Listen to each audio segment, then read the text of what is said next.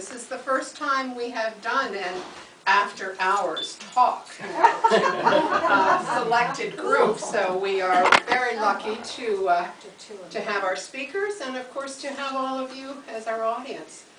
I'm looking out at the crowd, and I don't think I need to talk to this crowd about the tradition of Shakespeare in the Arden. So we all pretty comfortable with where that is and where we've been in the Ardens. And of course, our name, of course, just speaks the Shakespeare tradition, so we have to start from there. We are very lucky to have with us this afternoon. Are you costumers emeritus? Would that be right? Yes, emeritus. Yeah,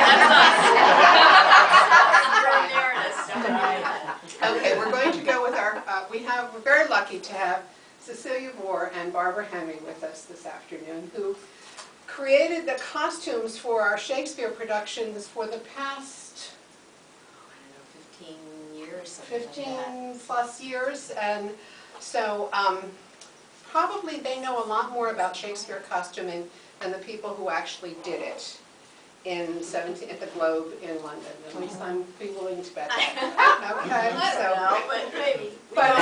But also, I think since the people at the Globe in London in the 1600s were working with the fabrics they had around them all the time, our costumers emeritus have had to go back into history and recreate those costumes. So we're very lucky.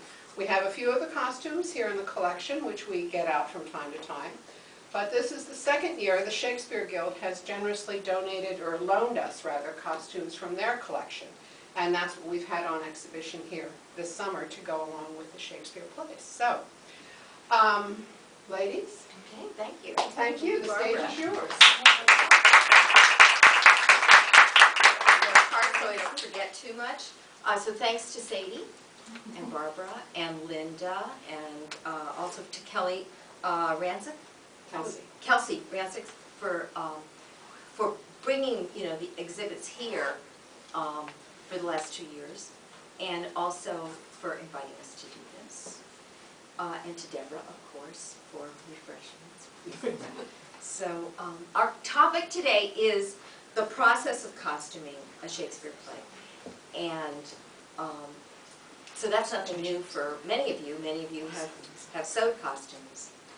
So for those of you who haven't done costuming, we hope you learned some new things. And for those of you who have been part of this whole process, I found that it's an opportunity to kind of look back on all the stuff that we've created and take time to appreciate it and enjoy it and to see again some of our favorite pieces.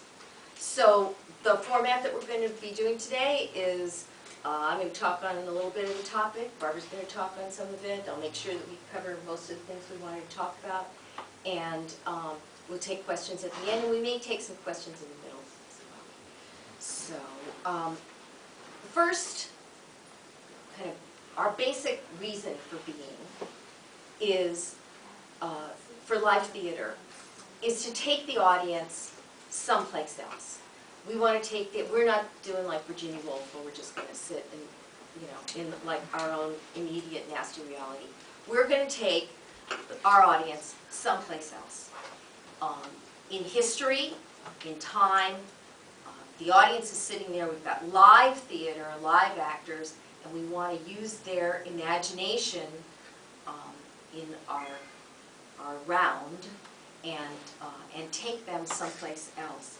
Now, the technical tools in theater for taking your audience to another place would be, lighting, music, sound design, the giant sets. And in the 1700s, this became a huge part of Shakespeare. Giant sets that would create thunderstorms and huge, thunder rolls with bowling balls going down tracks and lightning and things like that. We don't have that stuff. And even the lighting, when we're at the Guildhall, is simple, and then over the years, because of the problems with doing lighting outside, and a storm comes up, we went to very simple lighting. This kind of really mirrors what Shakespeare's situation was, which was a theater with a very simple set, just that thrust stage, and no big set pieces. Props, a few pieces of furniture, and costumes. So for Shakespeare's theater and for our theater, the costumes become a huge part of creating that other world for the audience. And it's also an opportunity to give them something visual that they pay their money for. You know, I've seen Shakespeare productions that were done, you know, everybody's just going to wear black suits. You know, that's just going to be it. And, you know, the first 5 minutes were kind of interesting, and then I was just like bored to death. With visually, you know, it's just, you want to give the audience something to look at. I really think if you do a show all in black suits, you at least ought to give them hats or something. You know, it's just like, come on, this is what I pay my money for. So, so that costuming becomes our main tool for creating this other world, and of course Shakespeare's language, which sets the scene, tells you, you know what a thunderstorm we're in the middle of, and you know he creates these images with his language, and then we create the costume. So that's our job. That's our job, is to take the audience someplace else. And to start off, Barbara's going to tell you about, once we get going on a play, our prep work. You know, our preparation, how we get into a play.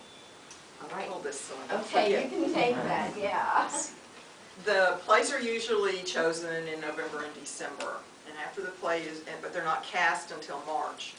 So between the time the play is chosen and the time of the casting, Cecilia and I will talk to the director and see if the director has a specific idea in mind on setting or what they want to get across. And if they don't, and they just say, do whatever you want, that's what we like the best. We can choose what we want to do.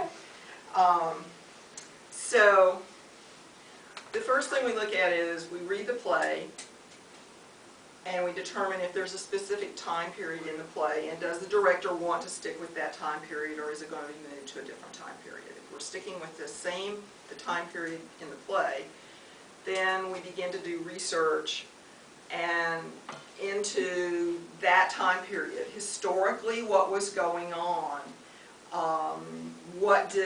How did what's going on socially affect what people were wearing?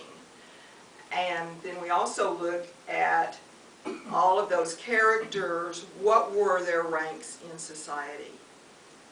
Who was royalty? Who was serfs or servants, you know, and everything in between, because everybody can't be dressed the same.